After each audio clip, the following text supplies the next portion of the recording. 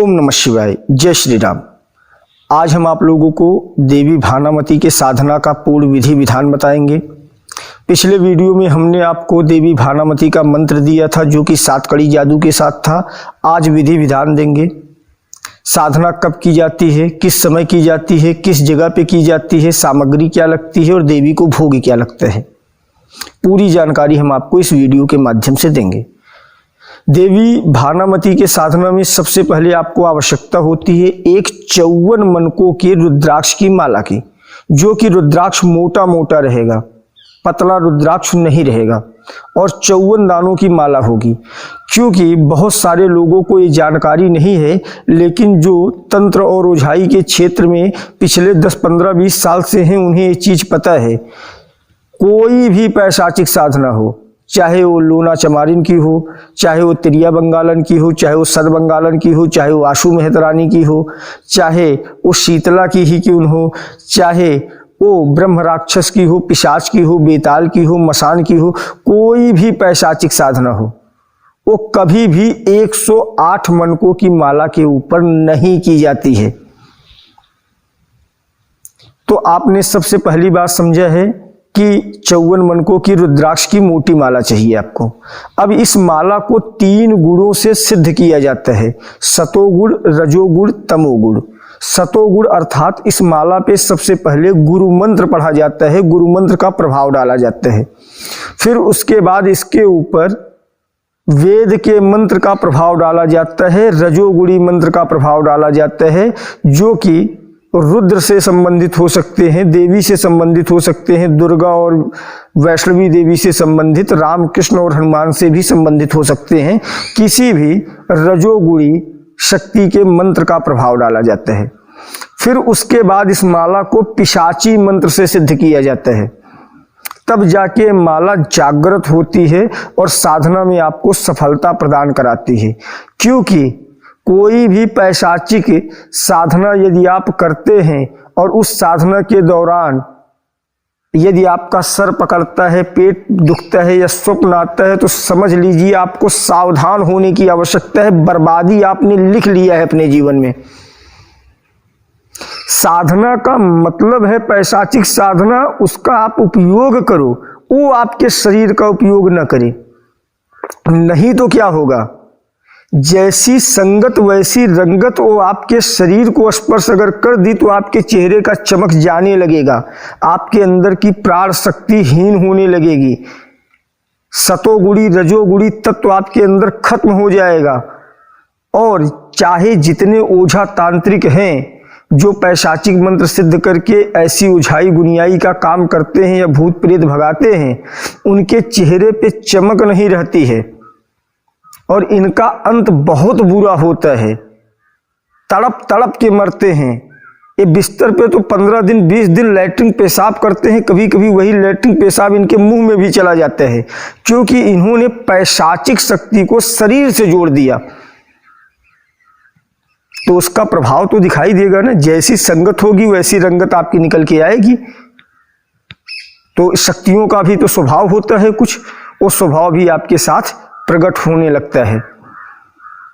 और यही जब ओझा तांत्रिक मरते हैं तो एक तो प्रेत बनते हैं, क्योंकि जो शक्ति इन्हें मारी उसी लोक में लेके जाती है, और उसके पूर्व ये ओझा तांत्रिक रहते हैं तो इनके अंदर तो कुछ विद्या रहती है, कुछ प्रेत की शक्ति रहती है, और बाद में इनके शिष्य इन्हीं को गुरु आत्मा कहते हैं, दिव्य गुरु आत्मा कहते हैं। यही है पूरे पागलपन का लिखा जोखा कहानी। और बाद में ये गुरु आत्मा बन के पुजाते हैं। तो ऐसी चीजों से आपको दूर रहना है, शक्तियों का उपयोग करके निकल जाना है। 2 साल 5 साल 10 साल इनका उपयोग करो और इन्हें काट के अलग करो। इन्हें तभी अलग कर सकते हो जब इनकी साधना ही आप अलग पद्धति से की हो। तो 3 गुण की मंत्र से आप माला सिद्ध करते हो, क्योंकि शास्त्र कहते हैं कि तमोगुण से श्रेष्ठ रजोगुण है और रजोगुण से श्रेष्ठ सतोगुण है। तो आप जब तक ये माला अपने पास रखेंगे, इस माला के ऊपर प्रक्रिया करेंगे, तब तक भानामती आपके साथ में कार्य करेगी या कोई भी पैशाचिक शक्ति आपके साथ कार्य करेगी। और जब इस माला को आप विसर्जन कर दोगे कुछ विधि विधान से, तब जाके ये शक्ति आपका और आपके परिवार को छोड़ के चली जाती है, आपको तंग नहीं करती है। क्योंकि शक्ति प्राप्त करना आसान है, संभालना बहुत मुश्किल। क्योंकि तंत्र एक ऐसा दलदल है कि इसमें एक बार आने के बाद व्यक्ति या तो तर जाता है या तो मर जाता है। क्योंकि जब उन्हें शक्तियों के रहस्य पता चलने लगते हैं, या तो सही गुरु के माध्यम में है तो तर गया, नहीं तो बेचारा मर गया। ये है तंत्र का विधान। तो फिर होता क्या है, सबसे पहले माला के बाद आप जाते हो, त्रयोदशी, चतुर्दशी और अमावस्या 3 दिन साधना करनी होती है।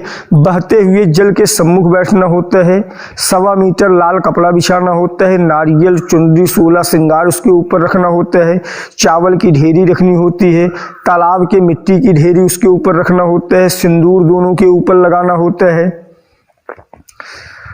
भगवान शिव के मंत्र का जाप, गणेश के मंत्र का जाप, गुरु मंत्र का जाप करने के बाद आपको सबसे पहले ओम नमो परमात्मने मम शरीरम पाहि पाहि कुर कुर स्वाहा, इस मंत्र का आपको जाप करना होता है।